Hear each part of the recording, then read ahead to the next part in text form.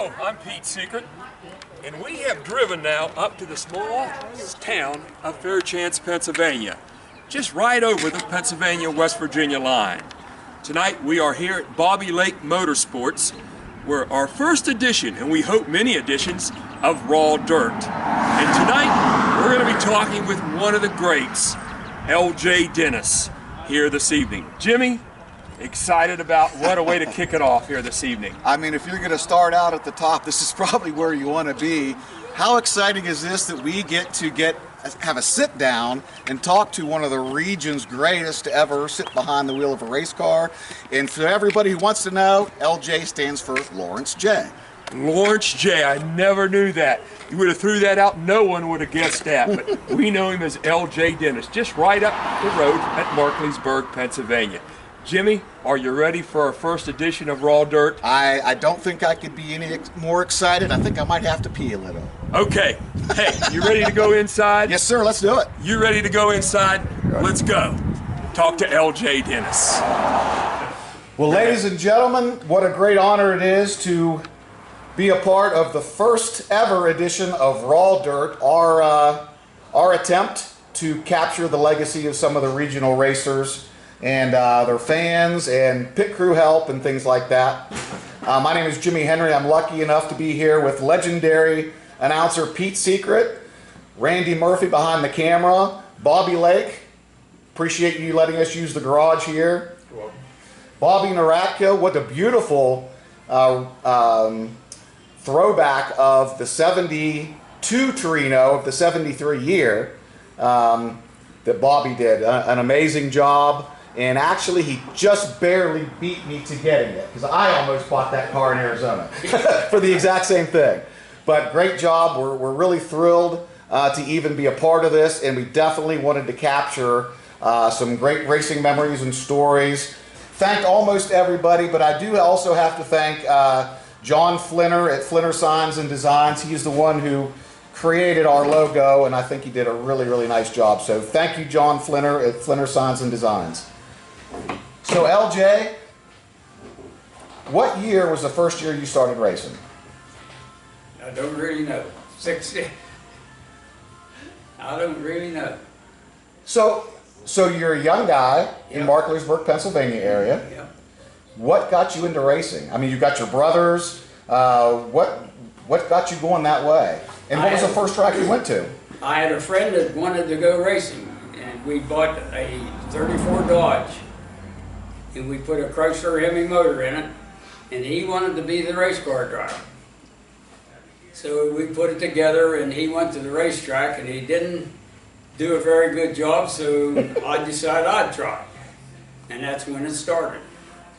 So how did you get interested in racing to begin with? Yeah, I've always been into cars. I built street rods, even before I was racing. I was building taking old cars and putting big motors in them and drag racing on the Route 40, and that was a Saturday night affair up there. I believe that. Now, who all was involved in the days of the street racing? Well, Wayne and Wayne Hager, which was on my pit crew, and we had a lot of locals there. They actually towed cars in from Ohio to run against us, and they got to being pretty hateful around there, doing dumb stuff. So we decided we need to get another hobby, so we got into dirt tracking. So what was the first track you went to? The first track? Yeah, dirt track. Morgantown. Morgantown was your first dirt track. Okay. And I went there to race before I ever went to watch a race. That's what I was going to ask you about. So you actually went there to race before you ever spectated? Before I ever went to the track. Isn't that something? Yeah.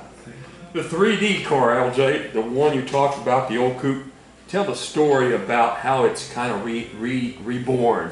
The car, where they found it, and a little story behind that. Yeah, Bud, what's his name? Bud? Garvey. Garvey found it in a house that it was put in a basement, and it didn't have a garage door. So they had to cut it in half to get it out of the basement. And that's what he brought it back and put it back together. But he was sanding the paint off of it, and he run across a logo on the driver's side fender, Lone Star Restaurant in Markleysburg, Pennsylvania. And Bud knowed I lived in Markleysburg, so he called me and asked me if I knowed anybody that run a coupe like me that day. And I said, yeah, I do know the guy that drove that coupe. So I explained. And that was you, correct? It was me. Yeah.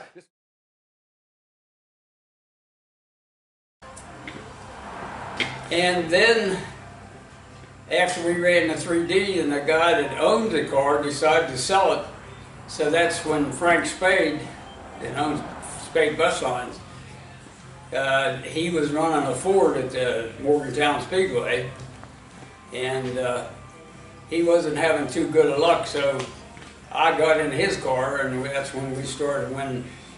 Then we built our own car, the 58 Ford with a rainbow paint job on it. That was the one with the spray cans, correct? Yeah. All the different colored paints we had. Now, is that how you came up with the Rainbow 7? Yeah, my brother had a whole bunch of paint cans left, so he decided, well, he wanted to paint the car after we got it done. So that's how the paint job got done. Your help, LJ, on that car was trick. It was a little bit way ahead of its time. A lot of guys are still running the trunk and the interior. You guys came up with a little bit called lightening it up a little bit. Who was that behind that idea? They had a race at the Cumberland Speedway. NASCAR cars come in. And I worked at the Deal Ford in Maryland, and they used that garage to prep some of the cars for the Cumberland Speedway after they practiced. Oh, wow. So I went down there and was looking them over, and I got in under one of the cars and found the suspension that they had. So the guy that was working on that car, he told me that it was just a Chevrolet long trailing arm suspension with a watch linkage on it. So that's what we put under that 58 Ford, and it worked. It worked well. You've always been a Ford man. Started out that way. Yep. Tough to make them Fords run, but you did. Yep. What was some of the secrets behind that back then, and what type of motor did you start off with? Well, we started off with a 390, and then Frank, the guy that owned the car, he had a 1963 Ford with a 427 in it, and we blew the 390 up. So he parked his car behind our garage. We took the motor of the 427 out and put it down in that 58 Ford. Yeah, put a little bit of horsepower under the hood, huh? A little bit of ponies. Yes, sir. Can't even imagine doing that today. Wow. All right, so we'll move up to the next car after that car. Was another 58 Ford. Now that was the one that the first really nice paint job. Yeah. I believe that was Murray Signs up in Grantsville that did that. Murray Signs in Grantsville put the logo on the flags and stuff. He came up with that. And that's what started it. Yeah. That's what started it all, I think. Yeah.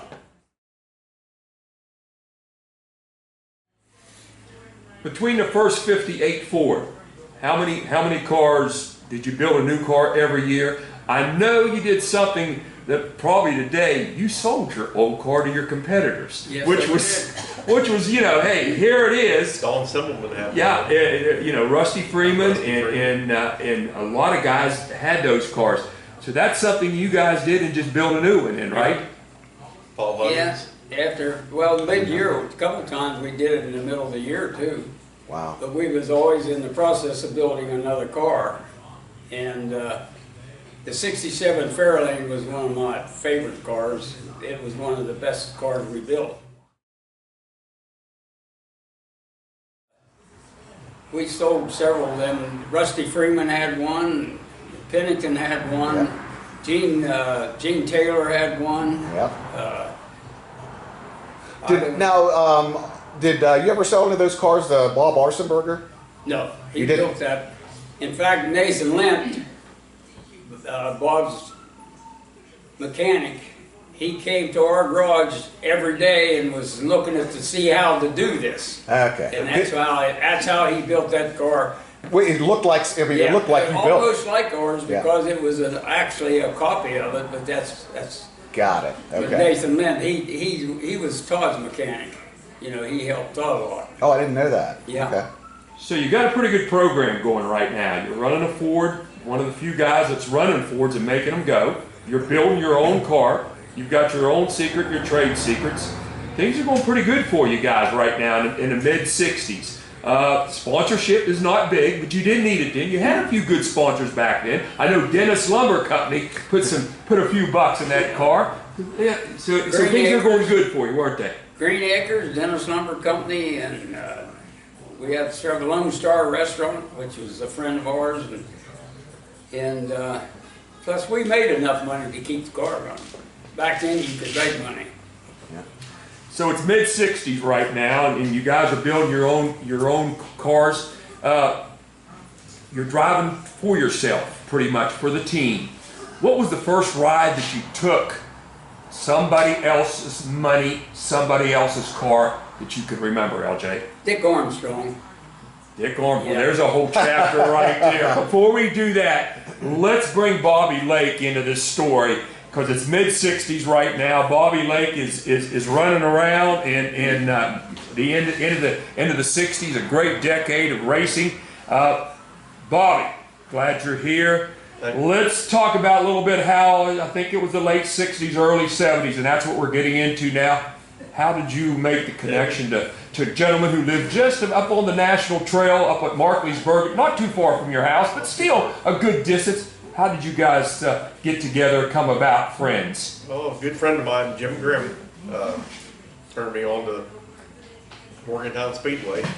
I was 11 years old, I believe it was. So it was like 1969 when that all happened, and we were going up, and Jim was one of his favorite drivers. You know, I mean, he was one of his favorites, and we'd set up in the San Antonio route for him, you know, and then we got to go across the track after the races were over, walk across the speedway and go over, and we hung out a little bit, and it just went from there, you know. And then wasn't too long after that, Jim would get off work at 6 o'clock from where he worked at in Fairchance, and he would drive us up to LJ's garage, and we'd go in, and I'd help put headers on it or whatever to be done, you know, little shit, you know.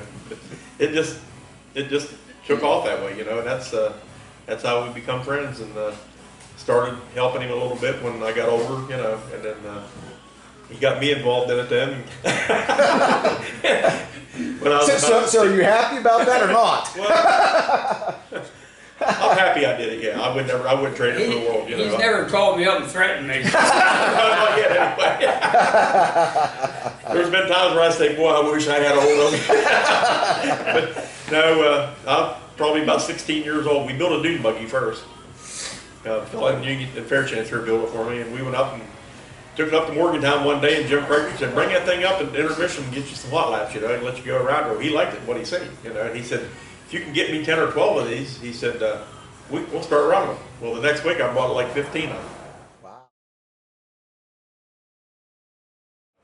Wow. So you started the dune buggy class pretty much then. Yeah. There was a group in Masontown that had a group. They'd go riding every Saturday and Sunday. Noel Clemmer was one of them. Oh. And we got a hold of Noel, and he got a hold of some of his people, and it just escalated from there, you know. And then I ran it for a couple years, but no, it was went to number 7 for a while, and then once I got in the semi-late, went to Motor Drum at the beginning of the year, and there was a couple of number 7s that come there, you know. So I had to make a choice, number 17 or 27.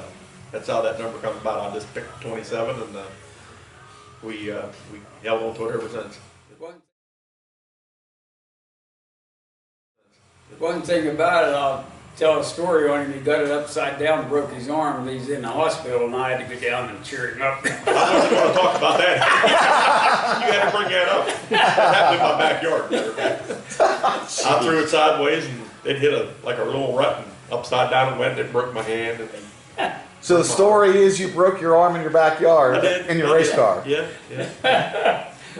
LJ, it's late 70s now, or late 60s, and you meet a guy from Tucker County, West Virginia. And Tucker County is a place that believe me, it's a beautiful county, and not high populated, but heavily populated, but a great county. You meet a guy named R.H. Armstrong, and he had 2 race cars. He had Pat Carr driving one and Ron Sturms driving the other. They weren't doing too good, so he decides that he wants to get into Victory Circle. So you and him, tell us the story how that all ties in. What were the connection there? And this is really interesting because arguably this is one of the most successful driver car owner combinations in the region ever.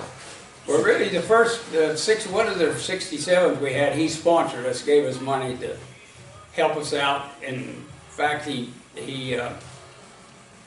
sponsored a car the biggest part of the year, and then that winter, he bought a brand new 72 Torino, which was in 72, and me and Wayne drove to his shop, and we built that car down in his shop.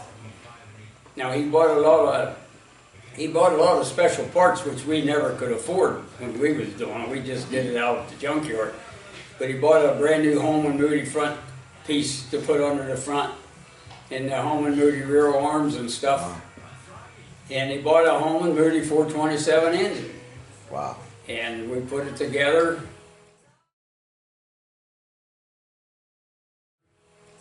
In the first 6 or 8 races that particular year, we never won. Gary Bates was beating us pretty regular, and somebody else, Leroy, I think, a couple guys was beating us pretty regular. So we kept telling Dick that we needed a different camshaft for short tracks. The Holman Moody camshaft don't work on a short track. Well, we had a special race at Lake Trobe, so we brought the car, because he was keeping the car down there and hauling it to the racetrack. We wasn't wrenching the car, only at the track. So we brought it up and brought it to the garage here, and we changed the camshaft. We had one of our cams left over from what we was running. So then, from then on, we won like 6 or 7 races in a row.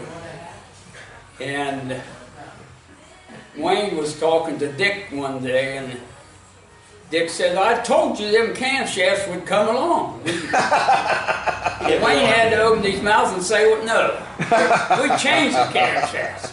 He fired us. He took the car off of us.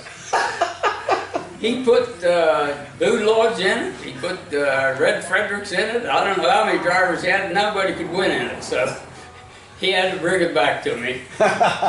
You guys are hard-working guys. You get to R.H. Armstrong, who owned a construction company in Tucker County, a blacktop pioneer and a great guy. You had to think, man, I've hit it.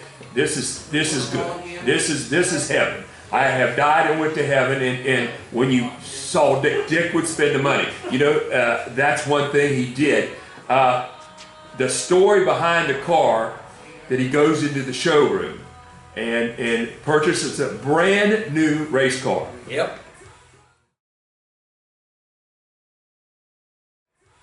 Brand new. We took it to his shop and tore her apart. Took the frame out from under, took the motor out of it, cut the front end off of it, put a new front end on it. Now, once you guys got everything figured out, though, he was not happy that you changed the camshafts, yeah. even after winning. Yep. We won like 6 or 7 straight races. Everywhere we went, we won. I don't think we lost a race after that until Wayne opened his mouth. Let the cat out of the bag. What a year. You know, you're talking about 200, 225 feature wins in about 5-year span, 25, 30 feature wins, which today would be unreal at any race. But you always talk about money, you know, and how much it costs to race. Dick, for the money you were racing for and what he spent was unimaginable in today's dollar and cents, wasn't it, LJ? Yeah. Yeah, we made enough money when we was running our own program. We made enough money to build a car in the wintertime, build another car. We'd go to Florida take all the whole pit crew, and everybody wanted to go. We had enough money to pay the whole thing I didn't know that. and come back and finish the job, finish the car, and start the year out. Had our own hauler. We did it all with what we want. Dick got you a pretty nice hauler there, didn't he? Yeah. Went a He NASCAR bought a hauler, brand new hauler the same year he bought the '72 Torino. crew cab, Yeah, the best of everything. yeah. What those years were? I know you were 7, 8 races straight. A bounty everywhere you went, whether it be St. Clairsville, whether it be Old Brennan's, Morgantown, Elkins. Best driver on the East Coast, definitely throughout those years. Things were rolling real good. Then all of a sudden, things got a little bit different. You know, with the Ford, trying to keep it up front was a problem, wasn't it, LJ? Yeah. Well, the Chevrolets came in with the big block and all the horsepower they was making. But we still was competitive. I mean, we wasn't, clear out left field, but we was still there. Yeah, I'm thinking it was 72. Sorry, Petey. I think it was 73 that you guys won like 12 or 13 in a row at Elkins, I think. We won, one year we won all the races at Morgantown except 2, I think. That's amazing. And that was the night Ron Pivison showed up. I was going to ask He you about spun that. out in front of me and took me out of the first 50 lapper they had there. And then we come back and won the second one. You're driving this Torino, the beautiful car that we see here, the replica of it. You come in with a Camaro, or Mustang, excuse me, but it was called the Mascara because Dick had made a decision to move to Chevrolet. Yeah. So he takes the Mustang and he tells us about that deal. Well, that car, we had trouble with that car. It was something that he built. It just didn't work. And we went to Tyler County in it. The last time I think I drove for him, we went to Tyler County and I was running up front and Bob Waring was in front of me and I'm trying to pass him and they had a caution flag. When they had a caution flag, I looked down at the oil pressure. So I dropped down on the lower part of the track, to see if so it came back.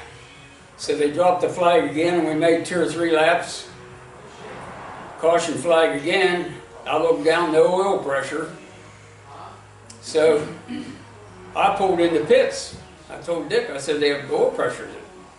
Well, he got in the car and started it at oil pressure because it was what oil was in the. Well, he got in the car and started it. He said it's got oil pressure. So he got on the throttle, hair wide open until it blew up. I said, that's a smart move, Dick. Great years with a great man, Dick Armstrong, and flew to the races in a helicopter, and that's the way he did his business, of course, if you know Tucker County. But it's coming now after 220-some wins and great years. It's time to move on. So where does LJ Dennis' career go from there? One of the hottest drivers now on the East Coast. Not trouble getting a ride back then. I guarantee you your phone had to be ringing off the hook more than one time. I had Stan Hoover. I drove his car for 1 year, which was a '67 Chevelle. And we had a lot of engine trouble because we ran the small block. And I guess I was a little harder on them than they should have been. But we won some big races with them. We went to Ross, out in Canfield, Ohio, or someplace. We run a 100-lapper out there, and we won that. And then we come back and we run. There was a St. Clairsville race, a Roughdale race, and someplace else. But there was 3 races, and we won 2 of them. And we got at the St. Clairsville guy spun out in front of me and took me out of that race, or we'd have won that because we was leading the race at the time. You're in a Chevy, though. Yeah. And first time in a long time in a Chevy. Stan Hoover, what a name that is. One of the largest Hoover distributors in the country at that time. Yeah. What a business he had. How was working with Stan? I know, a great guy, and you guys just generating, especially with him being way out in Ohio and you being in Markleysburg. Well, we kept the car and kept it running, and he would show up at the racetracks. Not all of them, but a lot of the times. And he told me, we went to one of the tracks up north where Bob Waring controlled. So he told me if we beat Bob Waring, he'd give me an extra $1,000 for my driving. Well, I beat him by half a lap. Stan got so drunk he forgot to give me my $1,000. So the Hoover deal was short, and what happened after the year? Well, Just Dave Schaefer, I drove the G4 car for a while, which was a real good car, but he kept switching off cars, didn't stick with one car too long. And the pit crew, once the pit crew quit, that's when I started having trouble. Mm-hmm. Once I lost my pit crew. so that was the Hoover deal. No help, basically. Yeah, Tough. yeah, basically. All right, it's 1973, Lernerville 100, and an old bus pulls in with a most ugly, beat-up Chevelle that I think I've ever seen in my life. Great field of cars that night in a 100-lapper. All of a sudden, guess who's in victory circle? And I'm going to tell you what, I think you even had a stunned look on your face because what a race it was. Because if you looked at the car and always remembered what you drove, that was a heck of a night, wasn't it? Yes, it was. We Tell us a little bit about the car and how that deal came about. well, Dirt Henry had a Chevelle down in his parking lot down there that they quit running. So whenever Dick fired us, we went down there and bought that car. We brought it home and we ran it as a Chevelle for a while, you know, just what he gave us. And Dick carried me back, so we put Tom Baxter in it. Well, one night at Morgantown, I was running up pretty close to the front and somebody spun me out and put me in the infield, so I went over and flagged Tom down. I said, get out of the car, I'm going to drive the car. He didn't want to get out. He kept pulling around. How he got out. So I climbed in there and they made me start on the rear, and about 10 laps I'm leading the race. Wow. So the car was it was ugly. But we took the car apart and put a new chassis under before we went to Lernerville. And we set it up the way we ran our Fords. And we went up there and beat them. But the Joe Viglione was parked beside us. That was Al Zugalon. Huh? Al Zugalon. Oh, okay. Yeah. Anyway, he said, boy, you guys come with a bare necessities, don't you? He said, it don't even have the same tires on it. He said, there's like 3 different tires. Like a Hoosier and a McQuarrie and there might have been a Firestone on it. He was just scratching. He said, look at that and saying, he couldn't believe it. And the worst part about the left rear was vulcanized. But we went out on the racetrack and I just took my time running around the center inside of the track because the motor, it had a 454 in it. It had big horsepower. And I tried to conserve the horsepower as much as I could, and the tires, I know they wouldn't last real long. So.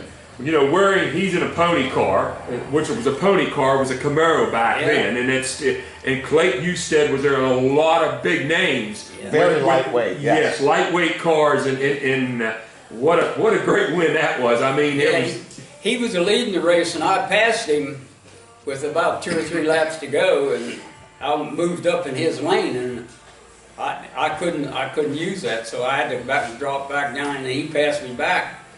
In the last lap, I got him at the end of the straightaway. I got enough on it, grip and stuff to pass him on the last lap.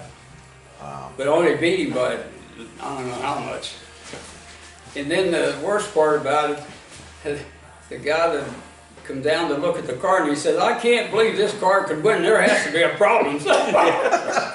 Then they said they thought we were a lap down. Yeah. And then so happened all kind of stuff out. Wow. So happened that Joe Hall was a scorer for me. You know, back then they had to pick scorers. yeah.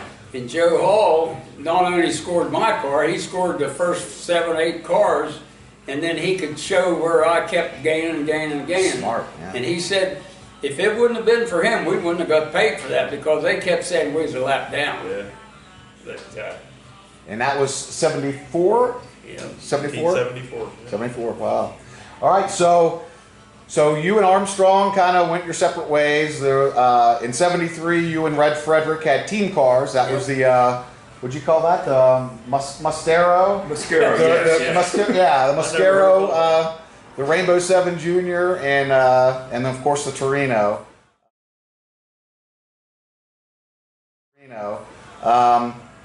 Now, towards the end of the year, that became no Rainbow 7 and Rainbow 7 Junior. It became 01 and 02. Yeah. What was the story behind that? I don't know, he just changed them. I don't know why. I wasn't driving it then. I think he had Gene Hodge driving it. I believe you're right on that. One of them. Red Frederick drove one. Yeah, and Booth drove the Rainbow 7, the original Rainbow 7 a couple of times, but he couldn't do anything with it. Now in '75, you guys had the Camaro. See, I didn't realize that Armstrong owned this one as well. Yeah. And so beside that car, what were some other cars you drove around that time? Now I know you had in '76, you had the older body style Camaro, I believe Jerry Lindsay owned that one Yeah. in '76. We built that car, yeah, and it didn't. And I told, well, in fact, I'll tell you who else. Ron Slavic. Ron Slavic and me and Jerry built the car. Had LSD on it. Lindsay, Yeah, Slavic, and Dennis. Yep. And we went to, I told him, I said, Jerry, we're going to have trouble with this car because of where you got it. I said, this ain't going to work. So we went to Ohio to a race. We had a half lap lead on and the motor stopped. That was the same Thursday. So we went next week, brought it home, fixed it. We went back out there to someplace else. We had a lead on them again and it quit again. After about 4 times like that, I quit. It's a karma. We sold that to Vaughn Rodiafer, and he sold it to Vaughn Rodiafer in West Virginia, Kingwood, West Virginia. Yep, Kingwood. Yeah. And he never had no luck with it. Jinx. You've had a great career up to so far, and but one thing about when you're winning, they love and hate you, and Oh, yeah. you had that probably about as much as anyone has and have since. You had your fans and the people that didn't like you, probably didn't know you, or they didn't like you Yeah, at all. So they showed up to booing. Yep. tell us a little bit about those stories and some of the the rivalry that you had.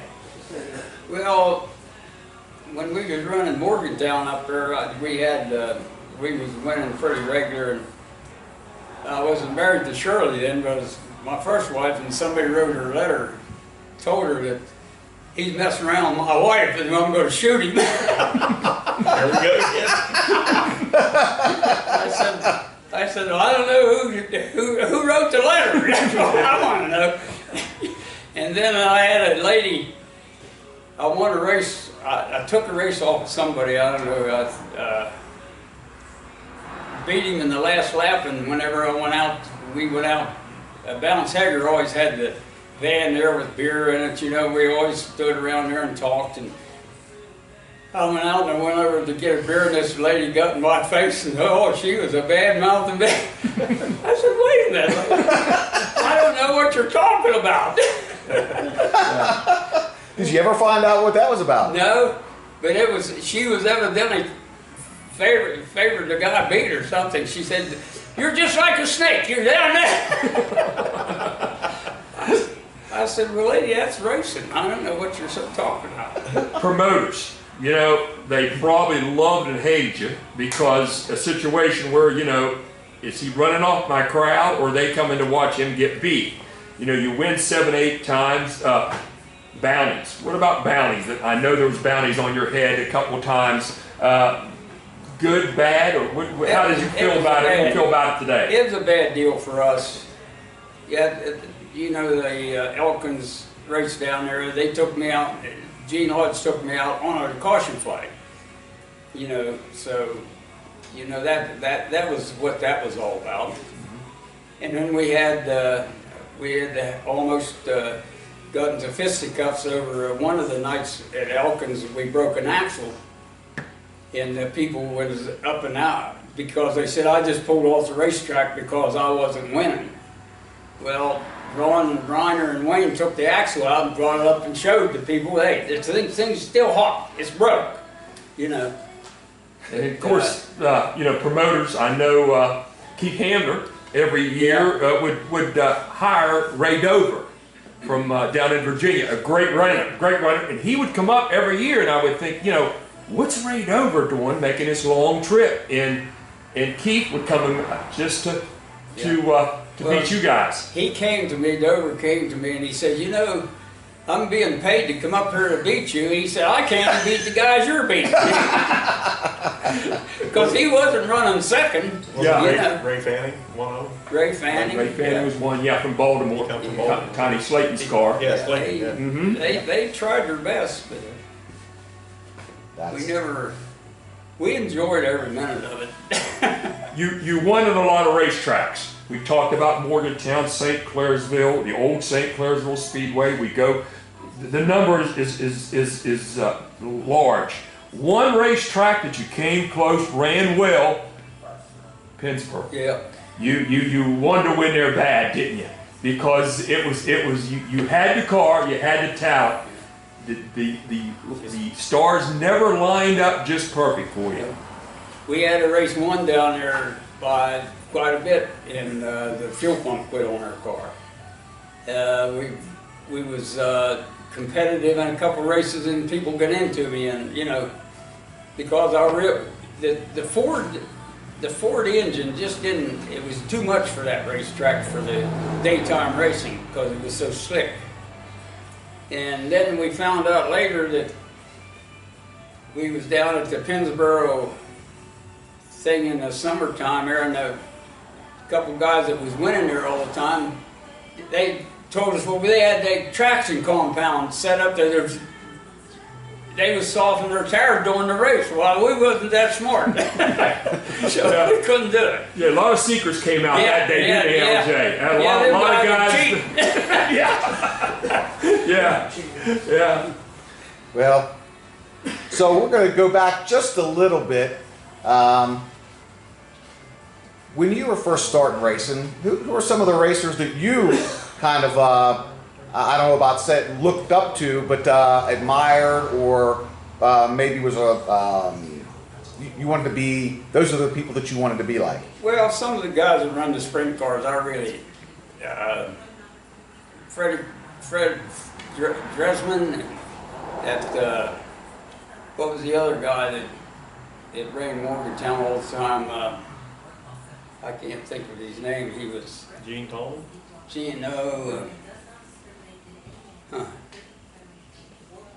Anyway, Freddie got burnt. Freddie Johnson? Yeah. Freddie Johnson. A lot of them guys. In fact, Jimmy Dresman asked me to get in his sprint car one night, and I said, well, let me look at it. And I walked over and looked at it, and there was only two pedals, the gas pedal and the brake pedal. I said, there's a brake pedal on the left there, I suppose, Jimmy. And he said, yeah. He said, you brake with your left, gas with your right. I said, I brake with the right foot. I said, I think I'll wreck your car. So I didn't get in it. But So, missed opportunities. If you could go back and change something in your racing career, something you may look back and say, damn, I wish I would have done that. well, Is there anything at the top of your list? yeah, Dick Armstrong said to me one time, he says, why don't we get a car and go to down south? You know, run asphalt. I said, Dick, I'm having fun where I'm at. I don't think I want to try that. He said, well, let's think about it. And I wish then I might have, just to see if I could have done it. But he was interested in it, so. But it was just a little bit over my head, you know. I was a farm boy. I didn't think I could do that. Well, I'd have liked to have seen where that might have led. Yeah. It's mid to late 70s, and you become a bag driver. A bag driver is a guy that shows up at the races with his helmet, and you go through a few rides. Tell us about that part of your career with Jack Smith and moving on in that timeline. Yeah, One of the best rides I had after my pit crew quit was Jack's 38. We ran Lake Trobe, which was really a fast half-mile track, and we won there pretty regular. We had some issues with the car though because Jack was a little on the cheap side. He didn't want it.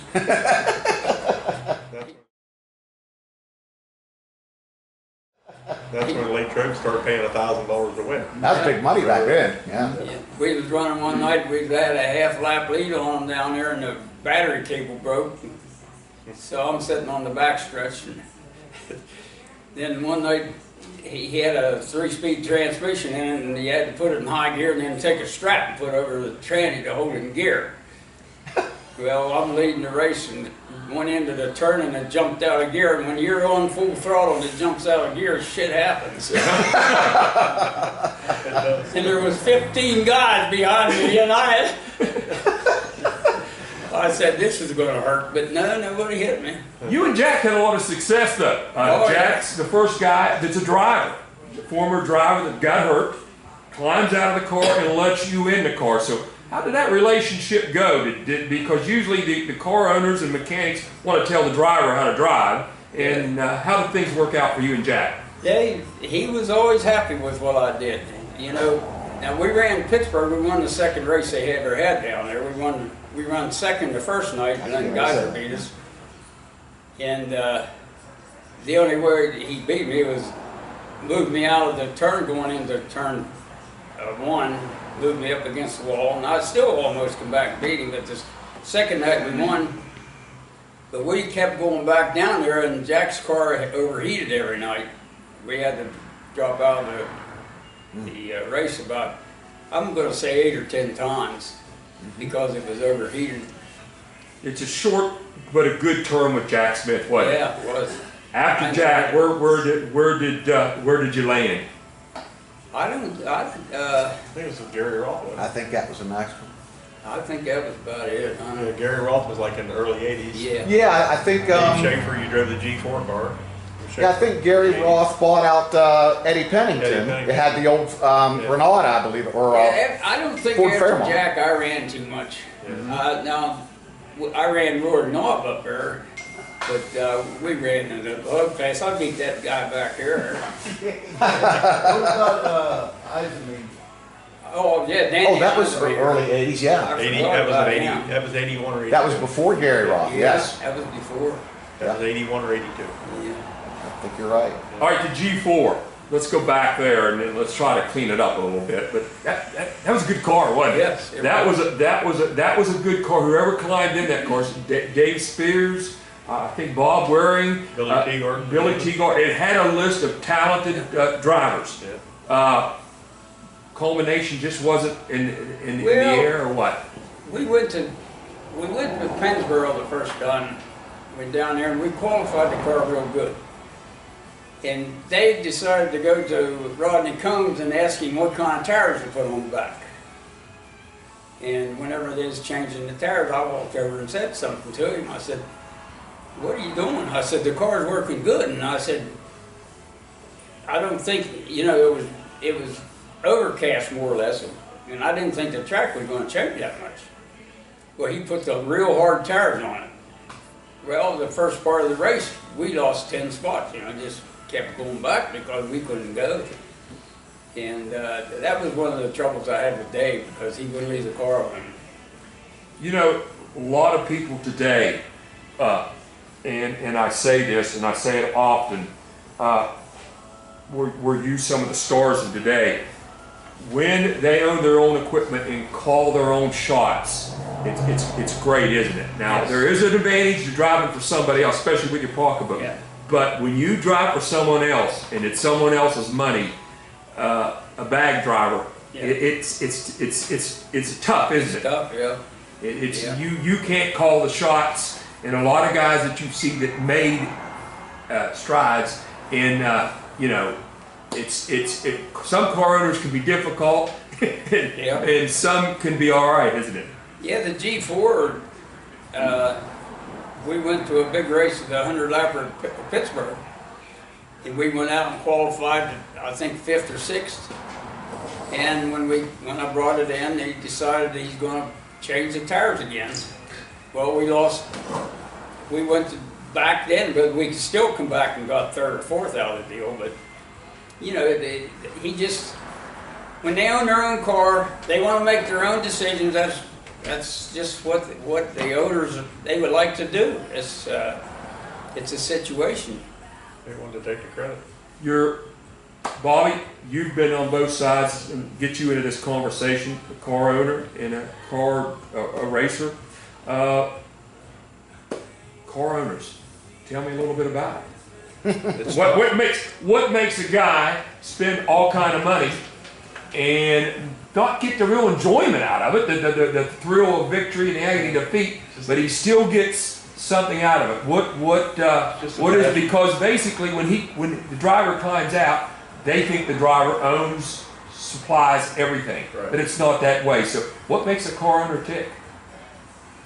I think it's just a passion of the sport. You know, you want to win, you want to do good. I just wanted to see a car go around the track. You know, at that time when I became a car owner, I got hurt in that motorbike wreck and roaring dog being stupid. And the great dump. Yeah. So I become a car owner then, and I got a lot of enjoyment out of it, you know. And at that time, when I was driving my own car then, I didn't have the money that it took, you know. I had to drive hand-me-down stuff, you know, and it just didn't happen. And then once I become a car owner and I could afford to do it, I couldn't race myself, you know. So I had several guys drive for me. Then when Michael come along, I focused everything on him, you know, and that's where we're at now. So LJ, you started out a car owner and that was it. It was pretty much from then on. One of the last times you were in a car, Roaring Knob, wasn't it? Yep, 2002. 2002, wow.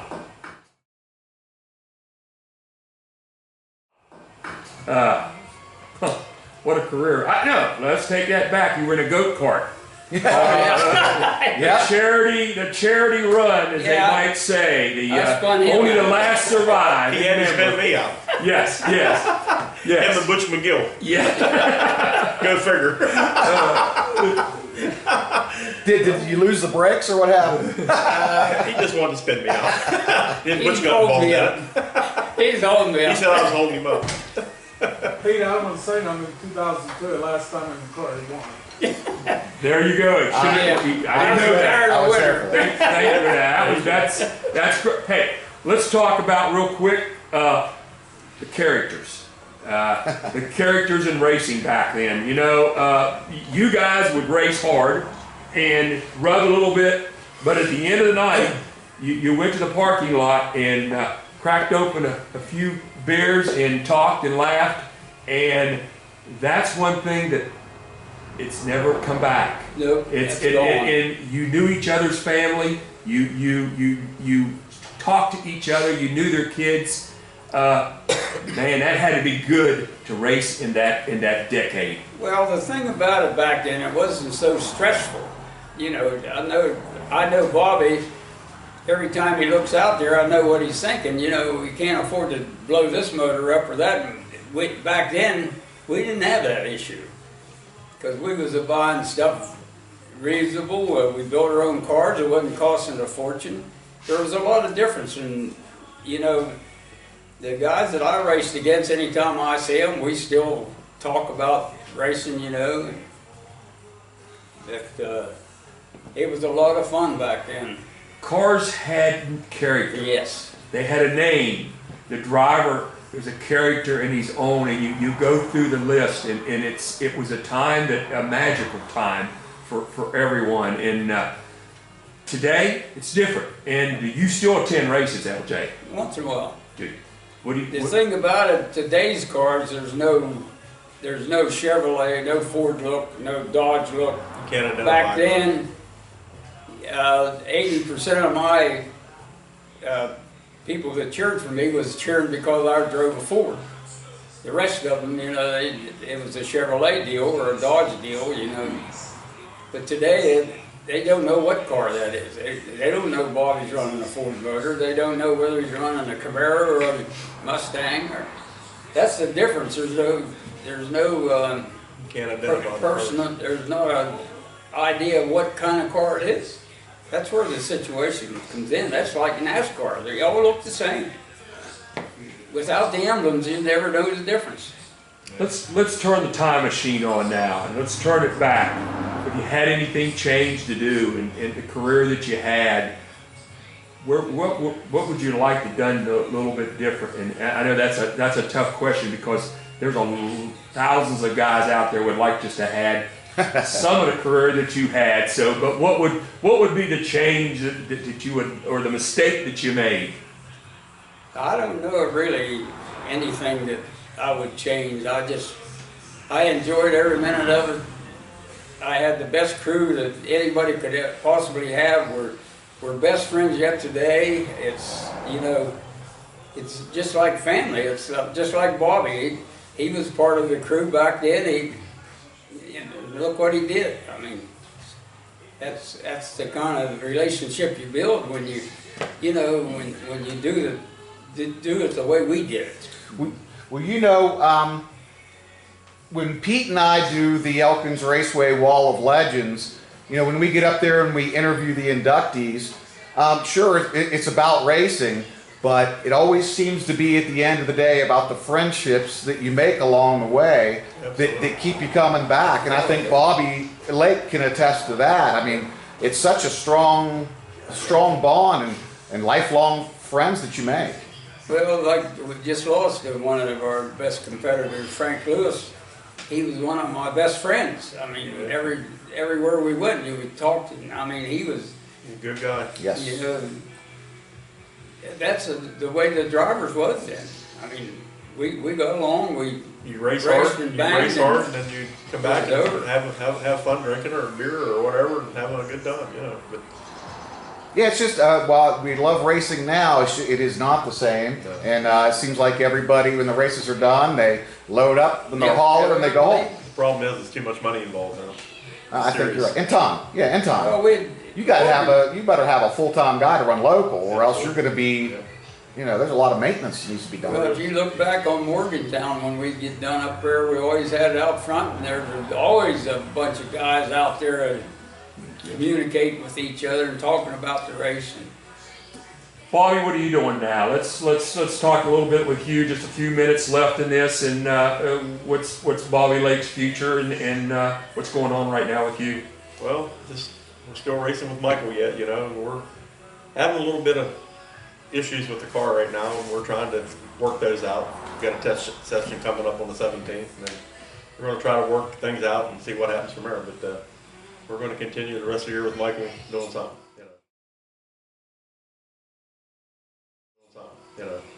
LJ, what are you doing now? I know you're staying busy. I can guarantee you that. I hate to tell you this, but I'm building a Pinto. Tell us about that Pinto. Well, I decided I wanted to build something different. So I was looking for a Henry J and couldn't find one, so I found this Pinto. So I decided to stretch it a little bit, put a Chevy motor in it. I'm putting the parachute on the back and wheelie bars. Wow. Now that's been a long project for you, because I think we talked about that last year a little bit. Yeah, I'm not a real big hurry with it. I've already had it out a couple of times. It does spin the tires. A real grocery getter. Yeah, a real grocery getter. You street rod business, are you still involved in that heavy, or just I still have. I have street rods. I'm helping guys with street rods get them running and keep them running for them, and we're still doing that quite a bit. I'm building a Lotus electric car right now. We're putting an electric motor in a Lotus coupe, so that's something different. Well, LJ, it's been a pleasure. Bobby, it has been a pleasure for me, and you know, this could go on, and tonight I've learned a lot about you, and tell you what, it's been a real pleasure watching you race, and for years. And I gotta say, is the little kid running around Morgantown Speedway, always rooting for that Rainbow 7. From a young kid's standpoint, I don't think we could have had better. You couldn't have been better with your fans. Yeah. And part of that reason I'm still a race fan is probably that. I mean, Shirley probably doesn't remember, but she would come down to meet me in Cheat Lake, and we'd go to Pennsylvania Motor Speedway. Yep. And boy, those were the days. You know, that was a big deal for me. You know, while everybody else's heroes back then was Lynn Swan and Terry Bradshaw and Larry Bird and everything, I was riding to the races with my hero, and that was a big deal for me, and certainly influenced a lot of my life, and I appreciate that. Thank you. We did try to treat our fans right. I mean, we did everything we could do to keep them happy. Including winning. Yeah, including winning. Thank you, Bobby. Thank you, Thanks for having us. Thanks.